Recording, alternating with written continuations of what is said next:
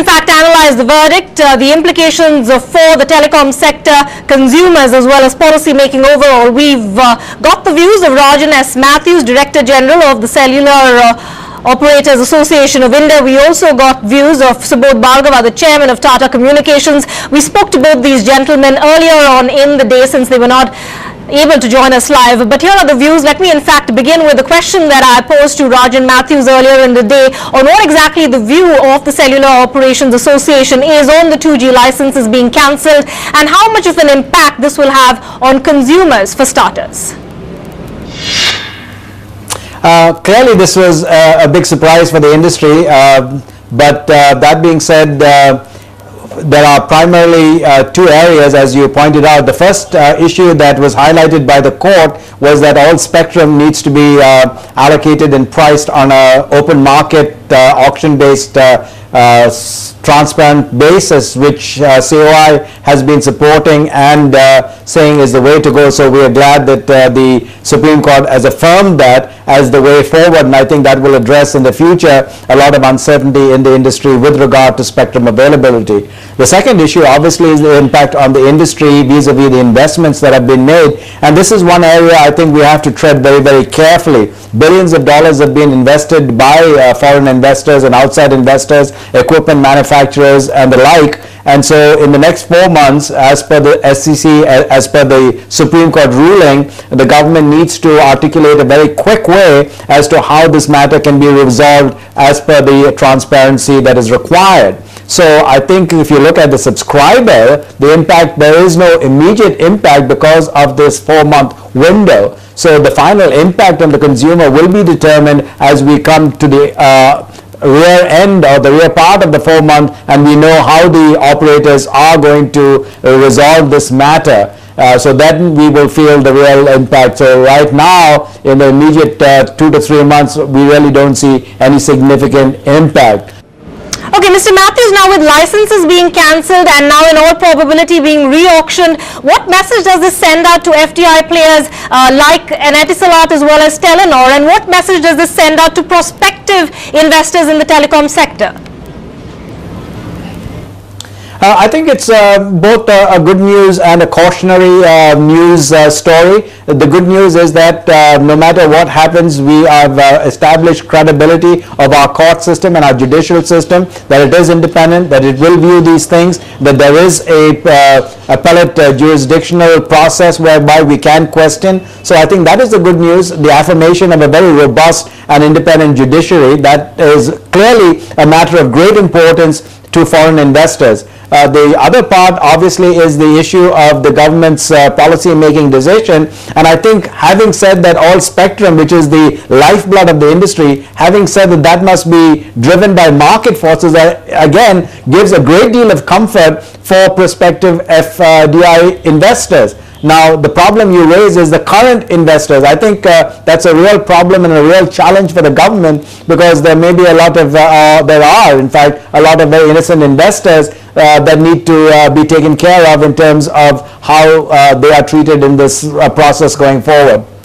Okay, let me bring in Subodh Bhargava. I asked him earlier on how he views the judgment. On one hand, there's a view that it adds to the uncertainty currently surrounding the telecom sector, but there is a possible silver lining with the Supreme Court judgment putting pressure on the government to close this matter within 4 months, and once this is resolved, operators can actually look forward to a stable policy. Subodh, your take? I think overall the judgment from the Supreme Court does bring about a balance in the scenario, and to that extent either a timeline within which decisions should be taken or eliminating discrimination or discretion, the two sort of main points spelled out. I would certainly welcome those. Right, Mr. Bhargava, but there is a sense that the government has been resorting to policy flip-flops in the recent past. Your company, Tata Communications, already has a tussle with the government over early cancellation of the erstwhile VSNL, now Tatacom monopoly of long-distance call. Now, does this also send out a message of policy flip-flop? You know, certainly there are two dimensions. One is policy flip-flop, which certainly is destabilizing, and there the silver lining is that in India the industry has an option to go to the court, And even this issue of Tata Communications premature termination of monopoly is in the court, and we are hoping that court will have a verdict which will be fair to both sides. The other thing is about the policy which is not correct, not in terms of constitutional perspectives or in terms of fairness to in a market competitive scenario. Now, to that extent, changing the policy to make it correct, I won't call it flip-flop, I will call it correction. Okay, let's touch base on what really happens to tariffs. After 2008, we saw the era of one peskin, but tariffs have already started going up over last year, and I want to get Rajan Matthews' views on this.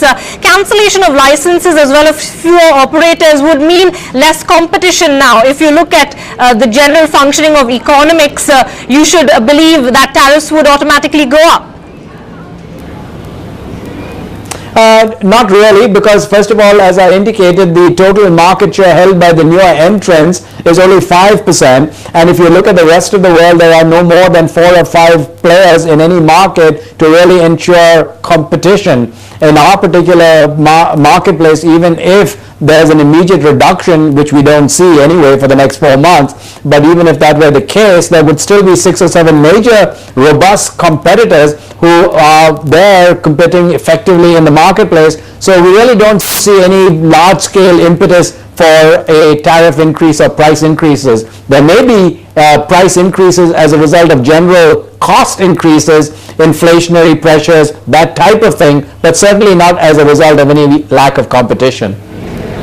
Right, Mr. Bhargava, your view on the 2G auction process, if that is adopted going forward, it could lead to higher outflow from operators, since the spectrum price could of course go higher now, and that could adversely impact consumers in terms of higher tariffs, like in the case of 3G prices, right?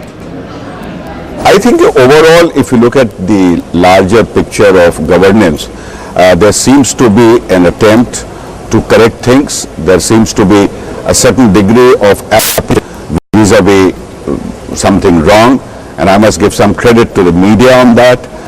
That there seems to be concern that if media picks it up, what would happen, and hopefully that will keep tab on this policy being fair, growth oriented, and should be, when announced, welcomed by all the players. It should not discriminate, it should not be biased in favor or against anyone. Okay, now Mr. Matthews, let me pose the question to you about what Telecom Minister Kapil Sibal had to say. He welcomed the verdict, saying that it brings a lot of clarity on a host of issues, fundamental issues of licenses as well as spectrum. Do you agree with that? I think we highlighted this. I think Mr. Sibal is clearly on the right track there in terms of highlighting the fact that the fundamental lifeblood of this industry was spectrum, and the court has sent a very clear signal that we needed to be very transparent and market driven with regard to the allocation of this scarce national resource. So I think that will definitely set a very good precedent going forward, because that's where most of the problems arose in terms of problems we've been having in the telecom industry.